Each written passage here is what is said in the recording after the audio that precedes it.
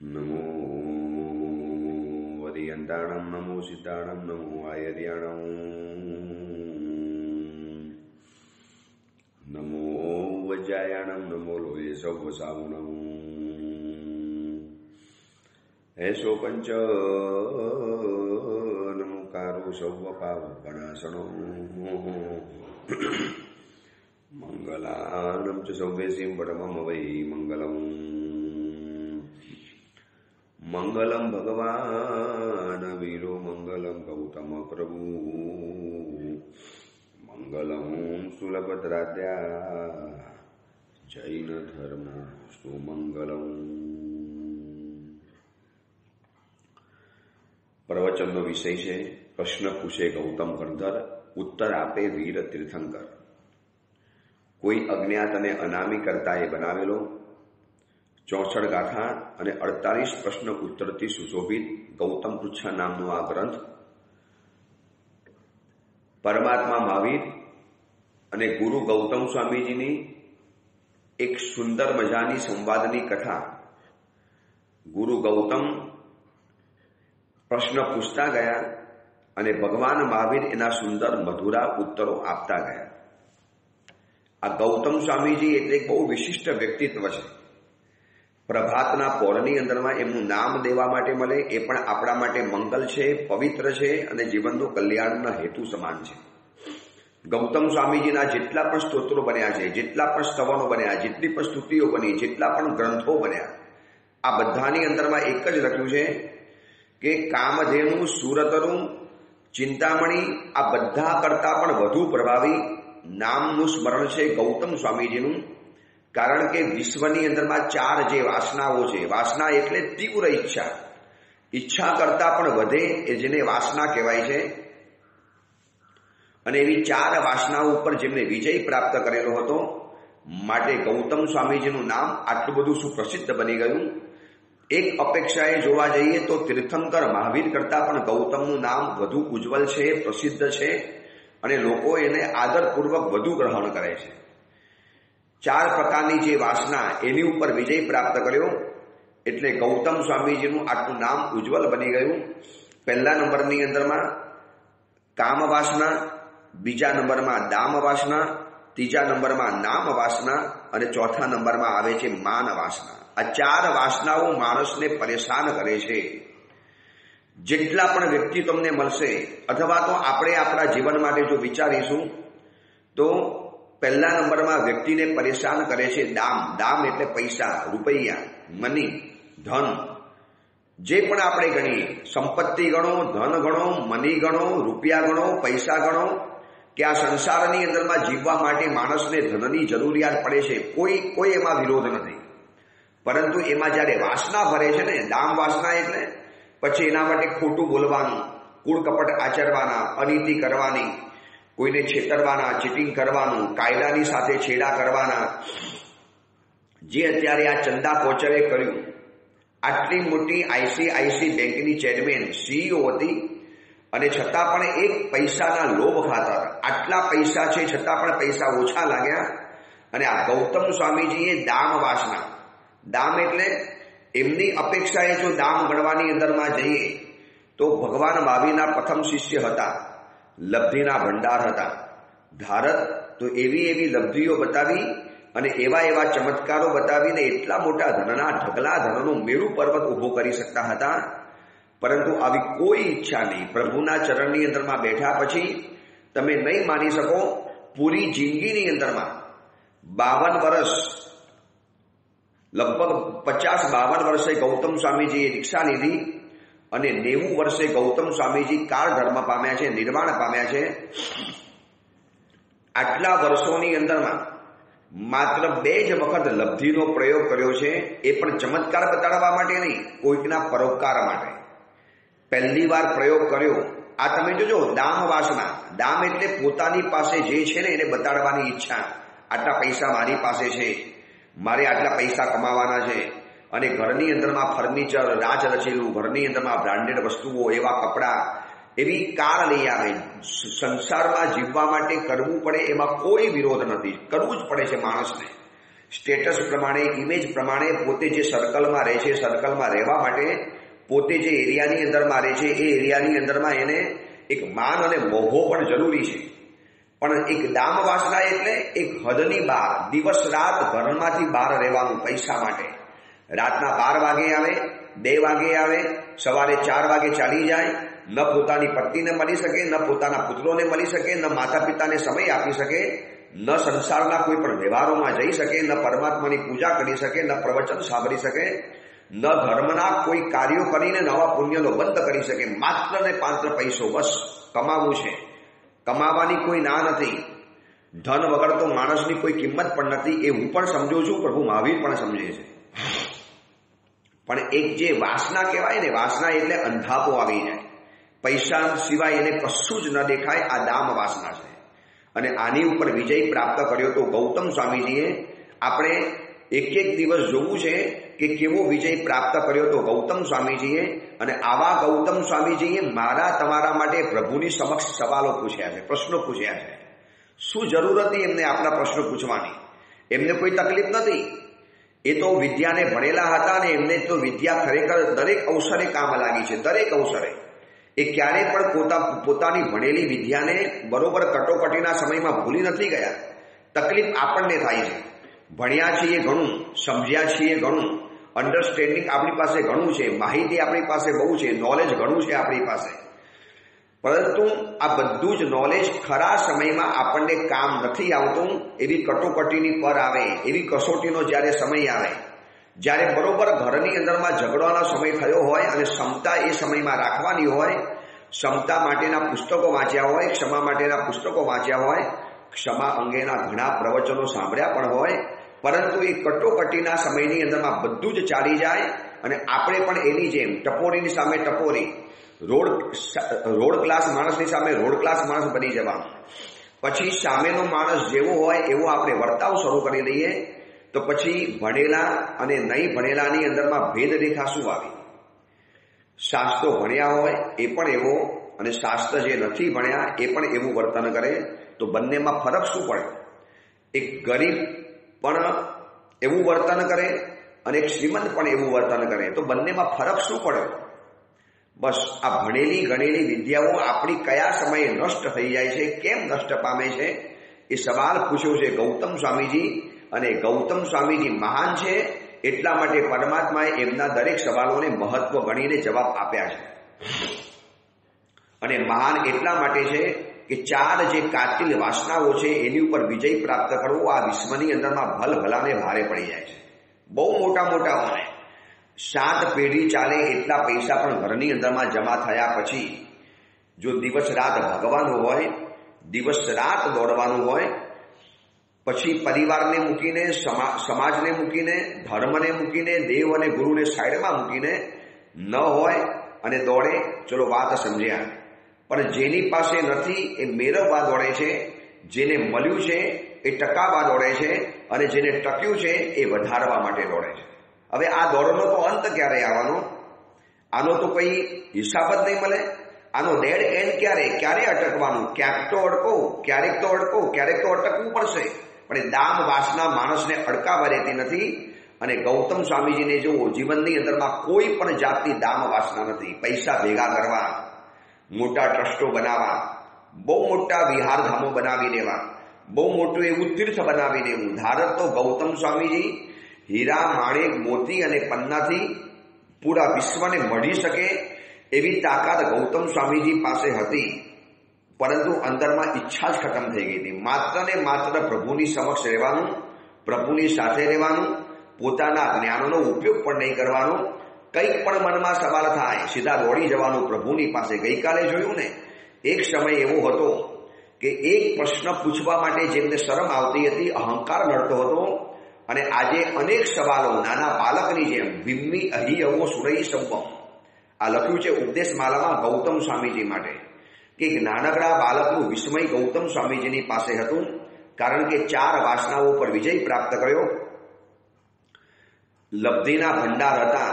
જો રોજ એક લબ્ધિનો પ્રયોગ બતાવ્યો હોય, હાથમાંથી કંકુ જરે, માથામાંથી વાસક્ષેપ જરે, આજુબાજુનીમાંથી ફૂલડા જરે, આજુબાજુમાં સંગીત વાગે, આવા બધા લબ્ધિના પ્રયોગો જો એમને જીવનમાં કર્યા હોત તો એવી મોટી ભીડ જમા થઈ ગઈ હોત.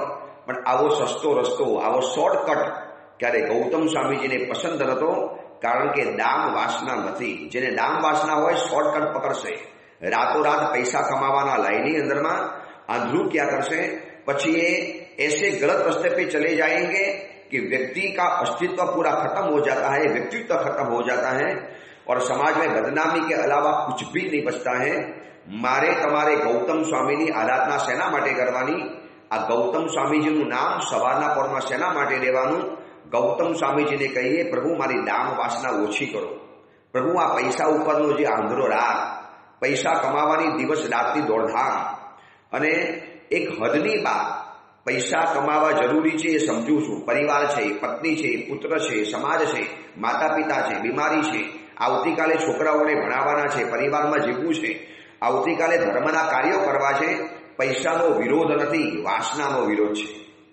વાસના એટલે એક હદની બહાર. યાર તમે 10 વાગે ઘરમાં આવો તો બરોબર છે, પણ 12 વાગે 2 વાગે પરિવારને મળી ન શકો, તમારી પત્ની તમારી રાહ જોઈને એને સુઈ જવું પડે અને તમે સવારના પરમાં મળ્યા પહેલા બહાર નીકળી જાઓ, જાણે કે ધર્મશાળા જેવું ઘર બની ગયું છે. હોટલ અને હોમ એમની અંદરમાં કોઈ પણ ફરક ન પડતો જાય. આ વાસનાને ઓછી કરવી હોય તો ગૌતમ સ્વામીજીનું નામ સ્મરણ કરવાનું. જિનાલયમાં ગૌતમ સ્વામીજી હોય એમની પાસે જઈને કહેવાનું, પ્રભુ આપે તો દામ વાસના ઉપર વિજય પ્રાપ્ત કર્યો, પ્રભુ અમને પણ વિજયી બનાવો. રાગ દ્વેષ પર વિજયી કર્યા છો, અમને વિજયી કરજો. પ્રભુ અમને પણ વિજયી બનાવો. આ ગૌતમ સ્વામીજીની પાસે જે લબ્ધિઓ હતી ને, એકવાર હું તમને સમજાવીશ. 48 તો મહાલબ્ધિ હતી અને એ સિવાયની અનંત લબ્ધિઓ હતી. આપણે જેટલી પણ વસ્તુઓ ચમત્કાર બતાવી શકીએ બધું જ બતાવી શકતા હતા. હવામાં ઉડી શકે, પાણીમાં ચાલી શકે, અદૃશ્ય બની શકે, આવી બધી જ લબ્ધિઓ ગૌતમ સ્વામીજીની પાસે હતી. વિશ્વ સ્તબ્ધ બની જાય, વિશ્વની આંખો પહોળી થઈ જાય, જોનારાના મોઢું પહોળું થઈ જાય, ખુલ્લું રહી જાય, એવી લબ્ધિઓ ગૌતમ સ્વામીજીની ચરણની રાશિ બનીને રહેલી હતી. પણ જિંદગીભર માટે માત્ર 2 જ વખત પ્રયોગ કર્યો લબ્ધિનો. એકવાર ભગવાને કીધું કે સ્વલબ્ધિથી જે અષ્ટાપદને યાત્રા કરે એને આ જ ભવની અંદરમાં કેવળ જ્ઞાન મળે. એટલે પોતાને કેવળ જ્ઞાન પ્રાપ્ત કરવું હતું એટલે સૂર્યના કિરણોને પકડી અને અષ્ટાપદ પર્વતની આખી યાત્રા કરી ગયા. આ પહેલી વાર. અને બીજા નંબરમાં યાત્રા કરીને જ્યારે નીચે ઉતરે છે, 1500 તાપસો જ્યારે ઘેરી મળ્યા, ગુરુદેવ અમને આપના શિષ્ય બનાવી દો, અમને આપનું શિષ્યત્વ પ્રદાન કરો, અમે આપના શિષ્ય બનવા માટે ઝંખીએ છીએ. અને ગૌતમ સ્વામીજીએ એ લોકોને પારણું કરાવવું હતું અને પારણું કરાવવા માટે થોડીક ખીર મળી અને ખીરની અંદરમાં અંગૂઠો મૂક્યો. અક્ષીણ મહાનસ લબ્ધિ હતી. 48 પ્રકારની લબ્ધિઓનો પણ તમને પરિચય કરાવીશ આગળ. એમાંથી એક લબ્ધિ આવે છે અક્ષીણ મહાનસ લબ્ધિ. કોઈ પણ ભોજનનું દ્રવ્ય હોય એમાં ગૌતમ સ્વામીજી માત્ર અંગૂઠો મૂકે અને પછી વસ્તુઓ એમાંથી કાઢે જાઓ. पूरा विश्व पेट भर के खाना खा ले फिर भी अंदर से कोई चीज कम नहीं होगी. इनको कहते हैं अक्षीण महानस लब्धि. एक ટીપા જેટલું ઘી મળ્યું, એક ટીપા જેટલી ખીર મળી, એક ચમચી જેટલું કોઈ પણ ભોજનનું દ્રવ્ય મળ્યું અને એમાં ગૌતમ સ્વામીજીનો જો અંગૂઠો જાય અને એમ સંકલ્પ કરે કે આમાંથી ભોજન ફૂટે નહીં, આમાંથી ભોજન નીકળ્યા જ કરે અને અક્ષીણ મહાનસ લબ્ધિ એના પ્રભાવથી અંદરથી ભોજન નીકળ્યા જ કરે અને આવી રીતે 1500 તાપસોને ભોજન કરાવડાવ્યું. આવા લબ્ધિના ભંડાર ગુરુ ગૌતમ સ્વામીજી 4 વાસના ઉપર વિજય પ્રાપ્ત કરવો છે. પહેલી વાસના આપણે જોઈ છે દામ વાસના. બીજા નંબરની વાસના છે કામ વાસના. એના ઉપર આપણે વિચાર આવતીકાલે કરીશું. ગૌતમ સ્વામીજીએ જે સવાલ પૂછ્યો, રોજ ગૌતમનો પરિચય પણ પ્રાપ્ત કરવો છે અને ગૌતમ સ્વામીજી આપણને સાવધાન બનાવવા માટે, સચેત બનાવવા માટે, એલર્ટ બનાવવા માટે જે વાતો આપણને બતાવી અને પરમાત્માએ એના જવાબની અંદરમાં બતાવ્યું છે કે ગૌતમ તમારો જે સવાલ છે કે ભણેલી ગણેલી શીખેલી વિદ્યાઓ, નોલેજ, અન્ડરસ્ટેન્ડિંગ, માહિતી જે પણ ગણો આ બધું જ ખરા સમયની અંદરમાં માણસને કામ કેમ નથી આવતું? બરોબર જ્યારે કટોકટીનો સમય હોય તો એવા સમયની અંદરમાં એ વ્યક્તિને એ બધી વિદ્યાઓ નિષ્ફળ કેમ જાય છે, ફેલ કેમ જાય છે? બસ આ ફેલ જાય છે એનું કારણ એ છે કે પહેલા નંબરમાં પરમાત્મા કહે છે કે જે જીવ કપટથી, માયાથી, દંભથી અને એવા ખોટા નકલી વિનય વડે, અસલી વિનય નથી, નકલી વિનય છે, માત્ર ભણવા માટેનો આ વિનય, આગળ પાછળ ગુરુનું કોઈ ચિંતા નહીં કરવાની, જેને ભણાવ્યું છે એના માટેની કોઈ વિચારણા નહીં કરવાની. અને જો આ અપેક્ષાએ જોવા જઈએ તો વર્તમાનની અંદરમાં આ એક અપેક્ષાએ વાત કરું છું, બ્લેમ નથી કરતો. વર્તમાનની અંદરમાં સ્કૂલની શિક્ષણની જે પદ્ધતિ છે એ પદ્ધતિ આની અંદરમાં સમાવિષ્ટ થાય છે. કેમ આજના ભણેલા ગણેલા છોકરાઓ કટોકટીના સમયની અંદરમાં સંયમ અને કંટ્રોલ કેમ નથી જાળવી શકતા? એક યુવાન દીકરો છે, સામે એક સ્વરૂપવાન યુવતી આવી છે, એને ખરાબ નજરથી નહીં જોવી જોઈએ, આવો કંટ્રોલ કેમ નથી આવતો? એના માટે મારે ખરાબ ભાવ ન કરવો જોઈએ, આવો કંટ્રોલ કેમ નથી આવતો? અથવા તો એક યુવતી છે અને એને પણ એક સ્વરૂપવાન હેન્ડસમ યુવક માટે મારે એની સાથે આવા પ્રકારનો સંબંધ નહીં રાખવો જોઈએ, મારે લગ્ન પહેલા કોઈ પણ જાતના બોડી રિલેશન નહીં રાખવા જોઈએ, આવો કંટ્રોલ કેમ નથી આવતો? ભણેલા ગણેલા શિક્ષેલા અને શિક્ષિત બનેલા, વેલ એજ્યુકેટેડ છે, ખૂબ સારું શિક્ષણ લીધેલું છે, બહુ સારી કોલેજમાં અને સ્કૂલમાંથી ભણેલા, પણ એ લોકો સંયમ જાણે કે છે જ નહીં અને કંટ્રોલ લાઈન એના જીવનમાં જોવા નથી મળતી. કેમ આવું થાય છે? મને વિચારતા એવું લાગે છે, બ્લેમ નથી કરતો, આરોપ નથી આવતો, કદાચ હું ખોટો પણ હોઈ શકું, પરંતુ આજના સમયની અંદરમાં ભણતા જે સ્ટુડન્ટ છે, ભણવા માટે જનારા જે વિદ્યાર્થીઓ છે, સ્કૂલની અંદરમાં જાય છે માત્ર ભણવા પૂરતો શિક્ષકની સામે જોવાનું, એમને પ્રણામ કહેવાનું લગભગ નહીં હોય. જૂના સમયમાં ગુરુકુલોની અંદરમાં પરંપરા હતી. આજે પણ પાઠશાલામાં કેટલીક પાઠશાલાઓમાં જોવા માટે મળે છે કે બાળક ભણવા માટે આવે, ભણાવવા માટેના જે બેન હોય, જે ટીચર હોય કે જે સર હોય કે જે શિક્ષકો હોય કે જે ભણાવતા હોય, એમને પહેલા આવીને પ્રણામ કહેવાનું અને એ તમને મંગલ આશીર્વાદ આપે અને પછી ભણવા માટે બેસવાનું. આ થયો છે પૂર્વ વિનય. સમજી રાખજો, પૂર્વ વિનય અને પશ્ચાત વિનય, આ બે પ્રકારના વિનયો આપણા શાસ્ત્રમાં બતાવેલા છે. અને આ બંને પ્રકારના વિનયથી રહિતનું જે શિક્ષણ છે એ દંભી છે, નકલી છે, ખોટું છે. અને આવું લીધેલું શિક્ષણ માણસ ભણી તો જશે, પરંતુ એને અવસર એ ભણેલું કામ લાગશે નહીં. પૂર્વ વિનય એટલે જેમની પાસે ભણવું છે એમને ભણતા પહેલા આપણે નમસ્કાર કરવાના, હાથ જોડવાના. મને બતાવો કઈ સ્કૂલની અંદરમાં શિક્ષક આવે, ટીચર એન્ટ્રી કરે સ્કૂલના ક્લાસની અંદરમાં હશે તો બહુ સરસ. આવી કદાચ કોઈ સ્કૂલમાં વ્યવસ્થા હોય તો બહુ ઉત્તમ. પણ આજની કોન્વેન્ટ સ્કૂલોની અંદરમાં કે ઇન્ટરનેશનલ સ્કૂલોની અંદરમાં આ પરંપરા છે કે નથી, લગભગ નથી એવા મને સમાચાર છે. કદાચ હોય તો બહુ સરસ છે. બેન્ચીસ ઉપર બાળકો બેઠા હોય અને એક પીરિયડ પૂરો થયો અને બીજો પીરિયડ શરૂ થયો અને એક જૂના ટીચર ગયા, તો જે ટીચર ભણાવીને ગયા છે એમના માટે જતી વખતે સ્ટેન્ડિંગ અવેનેશન એટલે કે ઊભા થવું પડે. આજે અમારા સાધુ જીવનની અંદરમાં નિયમ છે, અમે જ્યારે ભણતા હતા નાની ઉંમરમાં, જે અમને મહાત્મા પાઠ આપતા હતા, દર વખતે કે ગુરુદેવ ભુવન ભાનુશ્રી પાસે પાઠ આપે એવું નહોતું બનતું. ગુરુદેવ તો 1000 કામની અંદરમાં હતા. અમને જે સાધુની પાસે પાઠ માટે ગોઠવ્યા હોય કે તમારે આ સાધુની પાસે સંસ્કૃત ભણવાનું, પ્રાકૃત ભણવાનું, ગ્રંથ ભણવાના, અમને જેમની પાસે અમે ભણતા હતા, અમારે એમને એ આવે એની પહેલા અમારે જગ્યા ઉપર પહોંચી જવાનું અને મહાત્મા જ્યારે સમયે પધારે ત્યારે અમારે જગ્યા ઉપર ઊભા થવાનું. આ તો પૂર્વ વિનય.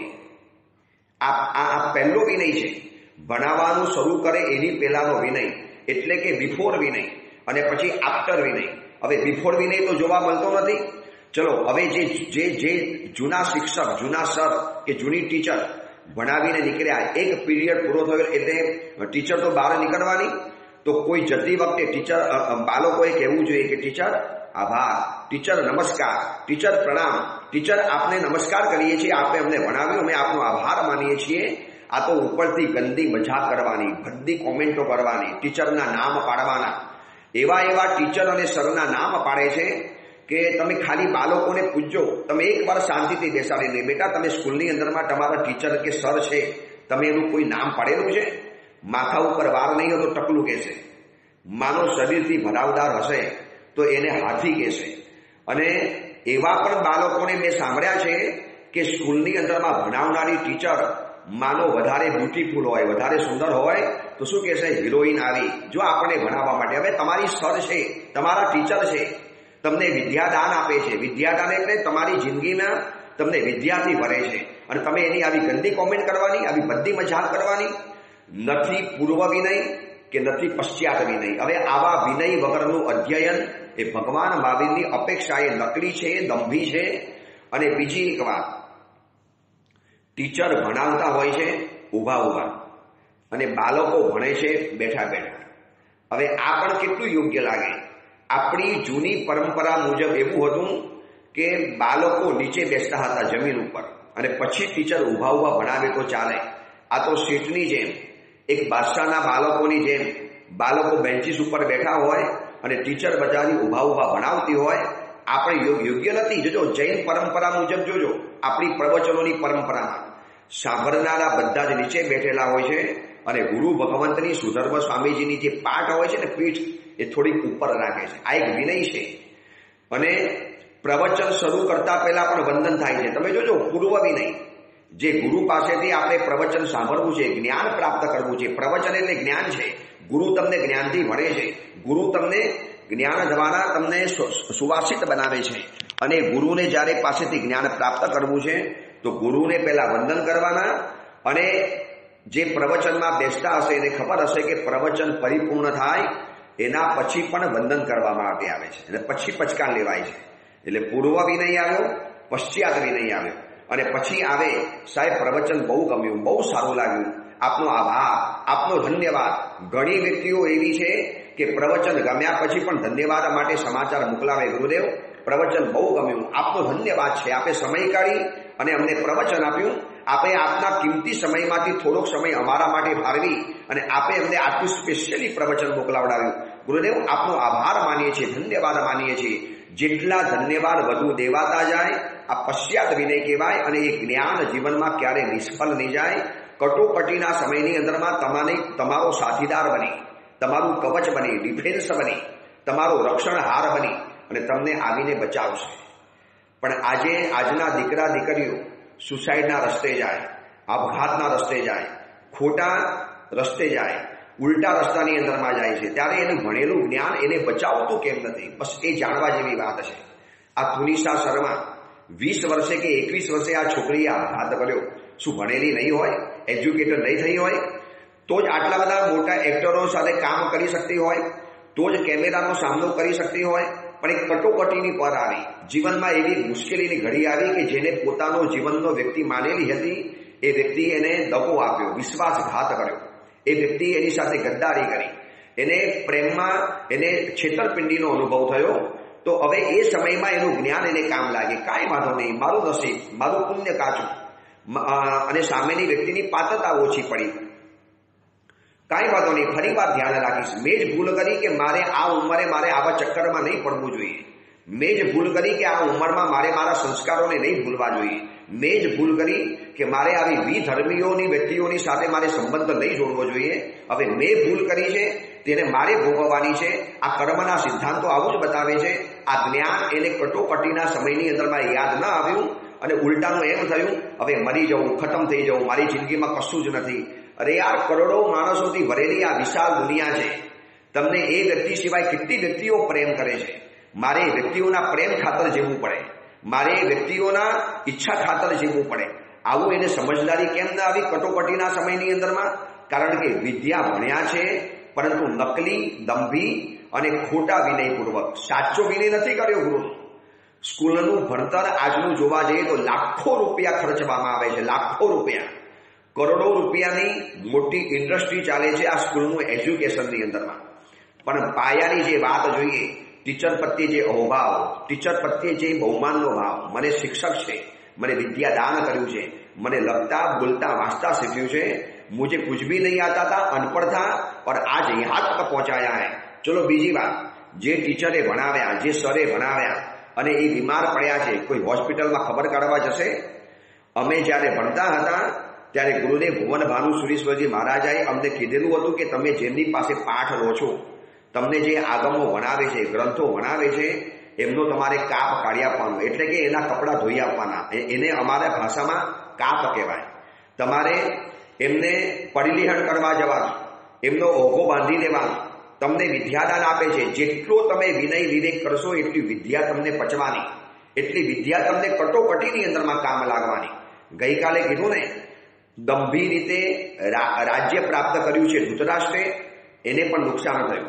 દંભી રીતે રાજ્યનું પ્રાપ્ત કર્યું છે દુર્યોધને, એને પણ નુકસાન થયું. કર્ણએ પણ નકલી વિનય દ્વારા વિદ્યાઓ પ્રાપ્ત કરી, એને પણ કટોકટીની અંદરમાં નથી મળ્યું.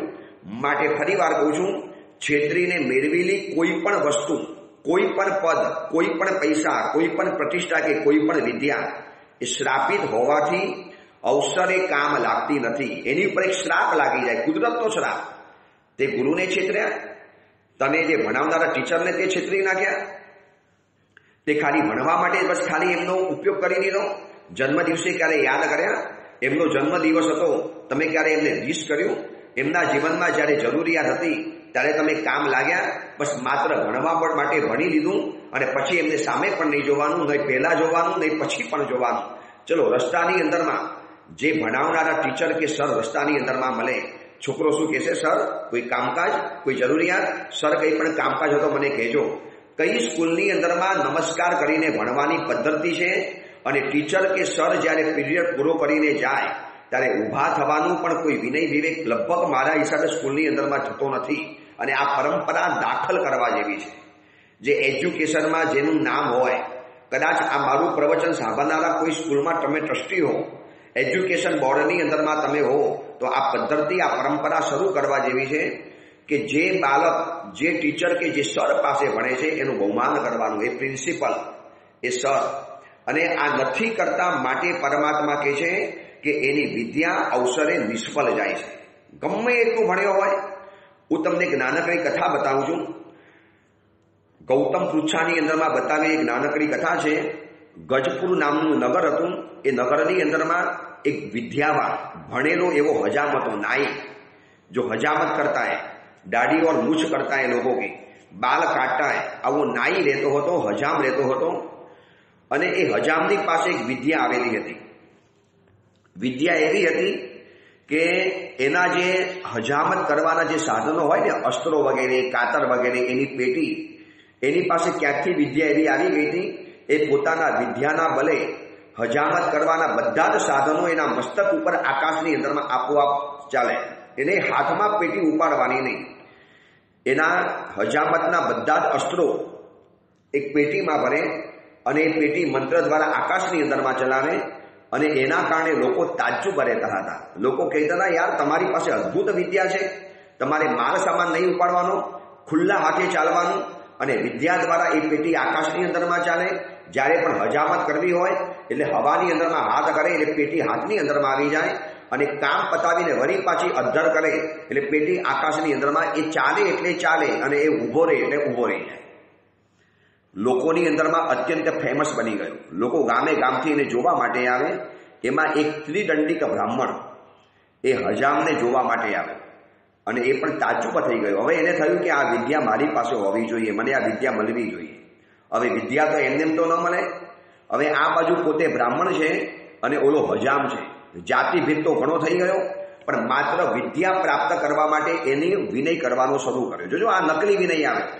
કોઈ અહોભાવ નથી, કોઈ આદર ભાવ નથી, કોઈ રિસ્પેક્ટનો ભાવ નથી, કોઈ એની પ્રત્યે બહુમાનનો ભાવ નથી. માત્ર ને માત્ર સ્વાર્થ. બસ મને ભણાવી લો, મને આ વિદ્યા મળી જાય. એટલે એને હજામને વિનંતી કરી કે મને આ વિદ્યા આપો. ખૂબ જ સેવા કરી. એની પાછળ પાછળ ચાલ્યો, એના કપડાં ધોઈ આપ્યા, એની સાથે ને સાથે ફરે, એને સહાય રૂપની અંદરમાં થાય. એટલે હજામ એક દિવસ ખુશ થઈ ગયો. ક્યાં ચાહતે હો મેરે સે? બોલીએ, ક્યાં चाहिए आपको? बस अगर आप प्रसन्न हो, खुश हो, तो मुझे भी ये विद्या दे दो, मुझे भी ये विद्या चाहिए. बोलो हजाम के ठीक है, ले लीजिए. હજામે ઓલા ત્રિદંડિકને વિદ્યા આપી દીધી. હવે આપ્યા પછી હજામને કામ પતી ગયું. गरज पसरी के वैद्य वेरी, बस काम पूरा हो गया. वो उनके रास्ते पे, हम हमारे रास्ते पे. ચાતુર્માસની અંદરમાં જ્યારે અમે જઈએ, 4 મહિના પ્રવચનો કરીએ, ખૂબ લોકોને ધર્મ પમાડવાની કોશિશ કરીએ. અમે એમ નથી કહેતા કે તમે અમારી પાછળ પાછળ પાછળ ફરો, પરંતુ 4 મહિના પૂરા થયા પછી શું એકાદ વખત પણ કોઈ ગુરુ ભગવંતને ફોન કર્યો કે સાહેબ આપનો આભાર, આપે 4 મહિના પ્રવચનો સંભળાવ્યા, બસ કેમ આજે યાદ કર્યા? બસ ગુરુદેવ, બસ ખાલી આપનો આભાર માનવા માટે, ધન્યવાદ આપવા માટે. ઘણી વ્યક્તિઓ મને એવા મળે છે, રોજ ધન્યવાદના ફોન કરે, ગુરુદેવ બસ બીજું કોઈ જ કામ નથી, આજનું આપનું પ્રવચન સાંભળ્યું, બસ ખૂબ ગમ્યું, ધન્યવાદ છે, આપે અમારા માટે આટલી સુંદર વાતો અમારા સુધી પહોંચાડી છે. તમને કહું, મને ધન્યવાદ આપવાથી શું થશે? એ ભણેલી વિદ્યા એમને અવસરે કટોકટીની અંદરમાં કામ લાગવાની. હવે આ કથાની અંદરમાં જોજો, હજામ પાસેથી વિદ્યા તો પ્રાપ્ત કરી લીધી હતી દંડિક બ્રાહ્મણે. હવે પોતાના તરફ ચાલી નીકળ્યો. હવે પોતાનું કમંડલ, પોતાનું ત્રિશુલ, પોતાના જેટલો પણ સાધન સરંજામ છે હવે આકાશની અંદરમાં ચલાવે છે. અને એનાથી એનો જે પ્રભાવ ફેલાયો, ગામની અંદરમાં એના ઉપાસના કરનારા ભક્તો વધતા ગયા. લોકો લાગ્યું આ ચમત્કારિક મહાત્મા છે, એનું ત્રિદંડ, એનું ત્રિશુલ, એનું કમંડલ, એનો બધો જ સામાન આકાશની અંદરમાં ચાલે. महात्माजी चले सामान चलेगा, महात्माजी ठहर गए सामान आकाश में अधर हो जाएगा અને महात्माजी બે હાથ કરીને સામાન નીચે લાવી શકે. લોકો તો આંખો ફાડી ફાડીને જોવે. ચમત્કાર છે ત્યાં નમસ્કાર છે. ધીરે ધીરે ભક્ત વર્ગ વધતો ગયો, આશ્રમ મોટો બની ગયો, કરોડોની સંપત્તિ ભેગી થઈ ગઈ. એમાં એક વ્યક્તિએ એમને પૂછ્યું કે સાહેબ, તમે આવી અપૂર્વ વિદ્યા કેવી રીતે પ્રાપ્ત કરી? તમે આ વિદ્યા ક્યાંથી પ્રાપ્ત કરી? હવે જોજો, આને શું કર્યું ખબર છે? અભિનય કર્યો, અપલાપ કર્યો. હવે એ એમ કહીને ને કે મને હજામે આ વિદ્યા શીખવાડી છે. એક નાઈ હતો, વાલ કાપનારો, બાલ કટને વાળા આદમી, તો કેવી આબરૂ જાય. હવે એને મોટી ભૂલ શું કરી દીધી? લોકોને એવું બતાવી દીધું કે મેં તો આ વિદ્યા પ્રાપ્ત કરી છે. એક હિમાલયની અંદરમાં ગયો હતો. હિમાલયની અંદરમાં એક હજારો વર્ષોના એક ઋષિ મુનિ મહાત્મા હતા. માથામાં સફેદ વાળ આમ નીચે લબડતા હતા અને મુનિ ભગવંતની સેવા કરી અને મહાત્માએ પસંદ થઈને મને આ વિદ્યા પ્રદાન કરી છે. મારા ગુરુ તો આટલા મોટા છે. એમ તમારા આવા ગુરુ હતા? હા, હિમાલયમાં રહેનારા ગુરુ હતા. હવે જોજો, પોતાના ગુરુને યાદ ન કર્યા, રિસ્પેક્ટ ન કર્યો, આદર ન આપ્યો અને ધડામ કરતો એનો બધો સામાન નીચે પડી ગયો આકાશમાંથી. લોકોમાં તો હાંસી થઈ ગઈ, મજાક થવા માંડી. સાહેબ, આ શું થયું? સામાન તમારો નીચે કેમ પડી ગયો? અને આકાશવાણી થઈ, સુન લીજી, એ સંન્યાસીને નકલી વિદ્યા પ્રાપ્ત કરી છે. આ સંન્યાસીએ પોતાના ગુરુનું નામ છુપાવ્યું, પોતાના ગુરુને બહુમાન ન કર્યું, પોતાના ગુરુને યાદ ન કર્યા અને બીજા ગુરુ ઉપર આ વિદ્યાને ચડાવી દીધી. હવે એની વિદ્યા નષ્ટ થઈ ગઈ છે. હવે એને આ વિદ્યા ક્યારે પણ કામ નહીં લાગે. અરે, એને પોતાના ગુરુને બહુમાનપૂર્વક યાદ કરવા જોઈએ. મને વિદ્યા આપનારા મારા ગુરુ છે. ગુરુ કોણ છે એ નથી જોવાતું. ગુરુએ તમને જે વિદ્યા આપી છે માટે ગુરુ તમારા માટેના જિંદગીભરના ઉપકારી બની ગયા. બસ પરમાત્મા આ જ કહે છે કે વિનય સાથે લીધેલી વિદ્યા વિનયે ન શોભતે. આ તો સ્કૂલનું સ્લોગન છે. વિદ્યા વિનયથી શોભે છે. ચલો, આ અંગેની બધી ઘણી મહત્વની વાતો કરવી છે. કારણ કે વર્તમાન એજ્યુકેશન સિસ્ટમની અંદરમાં ગુરુ અને શિષ્યનો જે સંબંધ હતો એ હવે લગભગ રહ્યો નથી. માત્ર ટીચર પણ જીન્સની અંદરમાં હોય, ટીચર પણ ભણાવનારી આધુનિક કપડાની અંદરમાં હોય અને બાળકો પણ પોતાના સ્કૂલના યુનિફોર્મની અંદરમાં હોય, તો ક્યાં એને એની પ્રત્યેનો સદભાવ ઉભો થવાનો હતો? જૂના સમયની શું પદ્ધતિ હતી? જૂના સમયની કેવી ગુરુકુલોની પરંપરા હતી? આજે પણ તપોવનની પરંપરાની અંદરમાં કેવી ઋષિકુલ નામની જે સ્કૂલો છે એમાં કેવી મજાની પરંપરાઓ શીખવાડે છે. RSS રાષ્ટ્રીય સ્વયંસેવક સંઘ એને પણ સરસ્વતી શિશુ મંદિર સ્કૂલો ચારે કોર શરૂ કરી છે, જેમાં આપણો હિન્દુસ્તાનનો સિલેબસ, જેમાં આપણે દરેક ધર્મને આદર આપવા અને સન્માન આપવાની જે વાતો શીખવવાની અંદરમાં આવે છે. હવે વર્તમાન સમયની અંદરમાં એજ્યુકેશન વિદ્યા દ્વારા રહેલું હશે, ભણેલું હશે, તો જ બાળકોને એ વિદ્યા જીવનમાં કામ લાગવાની છે, તો જ એને બચાવનારી બનવાની છે. ચલો, એ અંગેની બીજી વિશેષ વાત આપણે આવતીકાલે કરીશું. કેટલો સચોટ સવાલ પૂછ્યો છે ગૌતમ સ્વામીજીએ અને કેટલો અદ્ભુત જવાબ આપ્યો છે પ્રભુ મહાવીરે. આ 3 કારણો વર્તમાન સમયમાં ખૂબ જરૂરી છે. એજ્યુકેશન પદ્ધતિમાં આટલો બદલાવ લાવવો પડશે. એ અંગેની બીજી વિશેષ વાત આપણે આવતીકાલે કરીશું. એ જ મંગલ કામના મંગલ ભાવના. જીનાગના વિરુદ્ધ કાંઈ પણ બોલાયું હોય તો મિચ્છામી